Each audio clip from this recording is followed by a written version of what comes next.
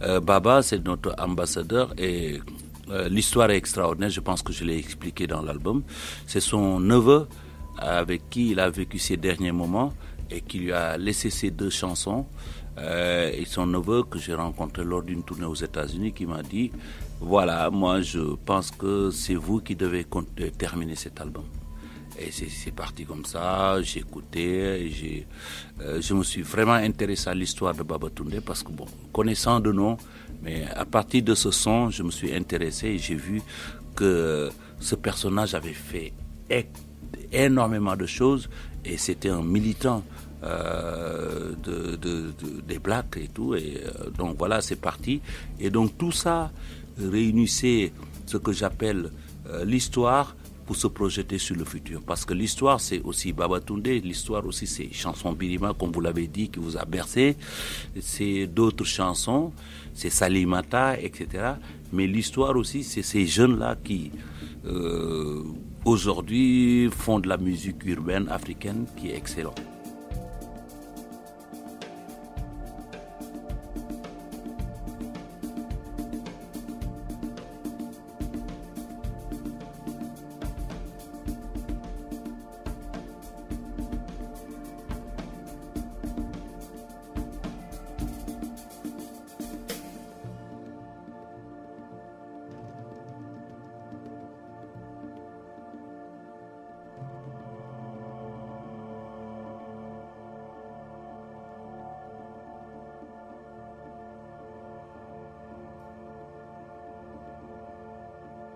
Je vous présente Keïcha, qui est responsable de la chronique Afroculture et qui a 2-3 petites questions à vous poser. Oui, donc en fait, c'est bien que vous parlez de la musique des jeunes parce que je voulais justement vous demander quel serait votre conseil en fait, vous, à ces jeunes-là justement qui sont là, qui... Voilà, c'est vrai qu'on en voit beaucoup, il y en a beaucoup qui ils sont de plus en plus jeunes en plus, je trouve. Quel conseil est-ce que vous leur donneriez, vous? Mais je pense que c'est ce que j'ai fait avec l'album History, c'est de leur dire que vous avez une base de grenier ici en Afrique, au niveau des sonorités, au niveau de la composition, au niveau même des textes, parce qu'il faut être positif. Et à partir de là, vous pouvez délirer comme vous voulez, vous pouvez organiser vos trucs, mais surtout, ne copiez pas les autres pour nous les amener en Afrique. Parce que nous, notre génération, quand on a fait de la musique, nous, on a effectivement collaboré, mais on a cru aussi à ce que nous avons trouvé sur place. Ok. Et là, en fait, j'aimerais, comme on parlait de l'Afrique, il y a le président du Ghana qui a dit que l'année 2019 était l'année du retour, donc de la diaspora. Donc beaucoup d'Américains, de Nord-Américains ont été en tout cas déjà visiter le Ghana, voir un peu ce qu'ils pourraient faire en Afrique. Et en parallèle, il y a toujours ce problème de tous ces gens qui quittent l'Afrique pour arriver en Europe. Alors si vous aviez par exemple les deux peuples côte à côte, qu'est-ce que vous leur diriez aux Américains, donc la diaspora déjà, on aime nous, et donc à tous ces gens qui veulent vraiment aller en Europe? Mais je pense qu'il y a 2 choses. Le président du Ghana, il parle d'un truc d'histoire et de repères. C'est-à-dire, il quelque part aussi fait la promotion de son pays oui, c'est clair.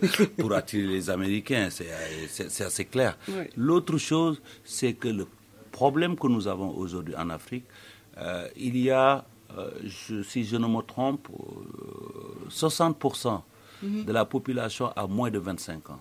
Oui. Et ne sont pas tous formés et n'ont pas de travail. C'est ça le grand problème. Et les gens, ils pensent qu'ici, c'est l'Eldorado. C'est ça. Vous savez que ce n'est pas vrai. Mais voilà, ils vont tenter. Parce que les questions n'ont pas eu de réponse, ni par le gouvernant, ni par l'Occident. L'Occident a été engagé sur l'Afrique depuis des siècles. Oui. Donc, au lieu d'avoir des réunions chaque fois qu'il y a 2 bateaux qui sont stationnés, il faut que les gens parlent, trouvent des solutions au vrai sens du mot pour que les gens restent chez eux et ne prennent pas de risques pour perdre la vie. Mais qu'est-ce que, par exemple, vous diriez? Alors, si maintenant vous avez, je sais pas, il y a un jeune qui est là devant vous, qui vous dit, voilà, moi, désolé, tonton Youssou, moi, je vais tout faire pour y aller. Qu'est-ce que vous lui direz? Mais je lui dis que bon, tu vas galérer. Ici, c'est pas l'Eldorado. Ici, je ne sais pas quand c'était l'Eldorado, mais ici, je veux dire, je vois des gens envoyer de l'argent à des gens qui s'habitent ici, de l'Afrique. Ah oui, c'est ça. Maintenant, c'est vrai que dans le sens contraire, ça se passe beaucoup. J'en ai vu. Hein. Je ne sais pas à quel degré, mais j'en ai vu. Donc, pour vrai. vous dire que... non, mais bon, voilà. Mais si on n'a pas de réponse, voilà, où on a des frontières ou des barrières, on essaie toujours d'aller plus loin. Mais bon, je pense que la question, c'est une question posée à ceux qui gouvernent. C'est ça. Non pas seulement l'Afrique, mais aussi à l'Occident. Et qui est vraiment une très grande réflexion. Moi, je dirais, pourquoi pas un grand sommet pour cela, voilà, à un côté géographique bien situé là où les gens y prennent les bateaux. Le point, justement, oui.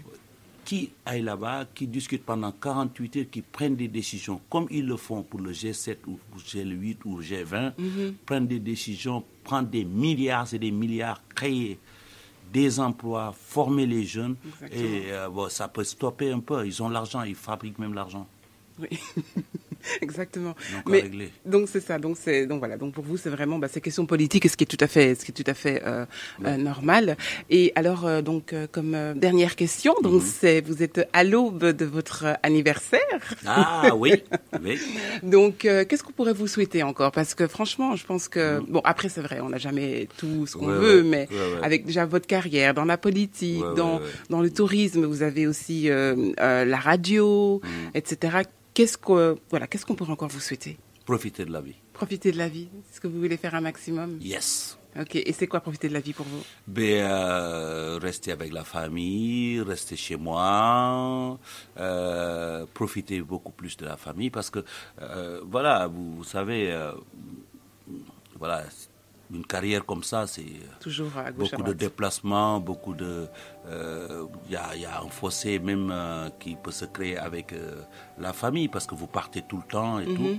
À un moment, voilà, vous souhaitez avoir un peu plus de temps, rester avec eux, essayer, voilà, profiter. Ok, en tout cas, c'est tout ce qu'on vous souhaite. Merci, c'est gentil. Ok, un grand merci. Au cœur de la musique, Jamal Fadil. yow wax ma nan lay def mënuma ci dara man xawma lan lay def mënuma ci dara wax naa ko dégguma mënuma ci dara choix-wam la mënuma ci dara café wu ko nanak waxtaane wu ko mënuma ci dara aye ni daal la demee bu fekkee bëggatu la dellu nañ ko fi bàyyi muy wënde bu ma ci kenn gaaruwaale man waxuma ko nañ noobante moom te wér te nee na yëg-yëgam bés bu ne ma ni ko mu dellu mu ni ma bëggatu la dellu man sax daal bàyyi naa ko mbëggeel de bu xasee jóg kenn mënu ko tee choix-wam la kese te moom sax daa bàyyi njabootam te nee na dootu dellu aye duma ci dara aye mënuma ci dara bu fekkee bëggatu la dellu nañ ko fi bàyyi muy wënde bu ma ci kenn gaaruwaale man waxuma ko nañ noobante majeur moom te wér na te nee na yëg-yëgam la bés bu ne ma ni ko mu dellu mu ni ma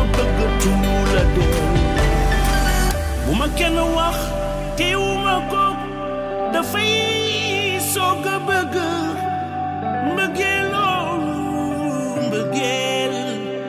bu jóge kenn du ko tee mbëggeel woy mbëggeel bu jóge kenn mënu ko tee aye bu ma ci kenn gaaruwaal bu fekkee bëgg tuula dellu nañ ko fi bàyyi muy wënde bu ma ci kenn gaaruwaale man waxuma ko nañ noobante majeur moom ci wér na te nee na yëg-yëgam bés bu ne ma ni ko mu dellu mu ni ma bëgg tuula dellu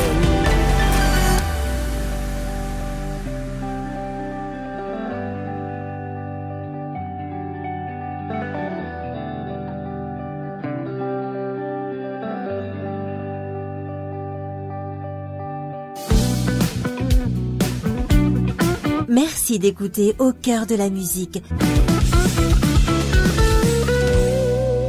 Petite question très chère Youssou N'Dour, votre référence, que dis-je, votre idole absolue est Nelson Mandela, que vous avez rencontré en tête-à-tête d'ailleurs à Dakar. Pas étonnant que votre tout premier opus, sorti en 1986, s'intitulait déjà Nelson Mandela et que votre dernier fils se nomme Nelson Ibrahim Mandour. C'est le symbole de la lutte pour des principes et surtout pour l'égalité.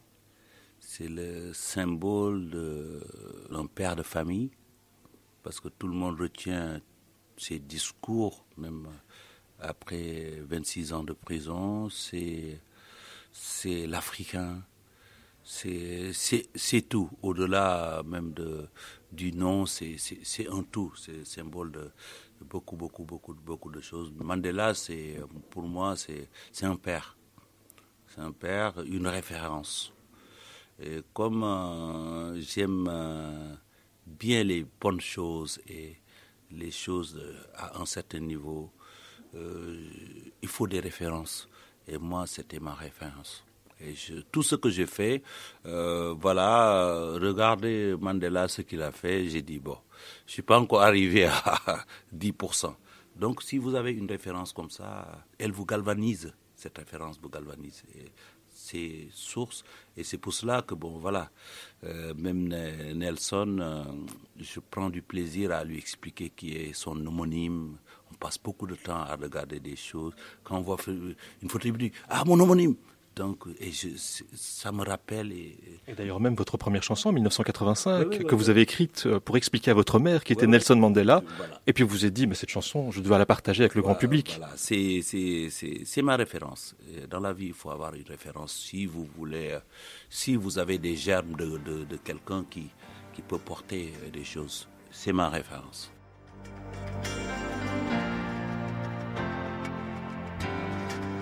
Au cœur de la musique, Jamal Fadil.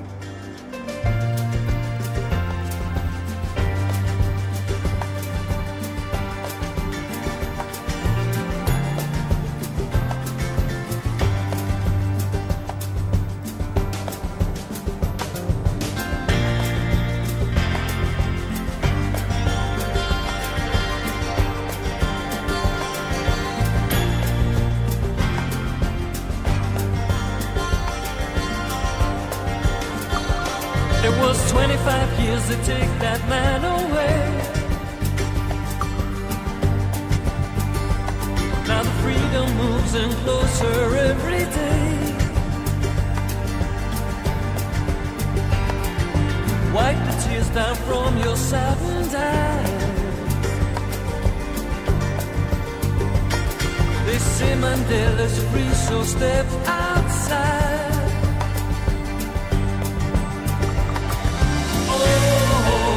Mandela Day.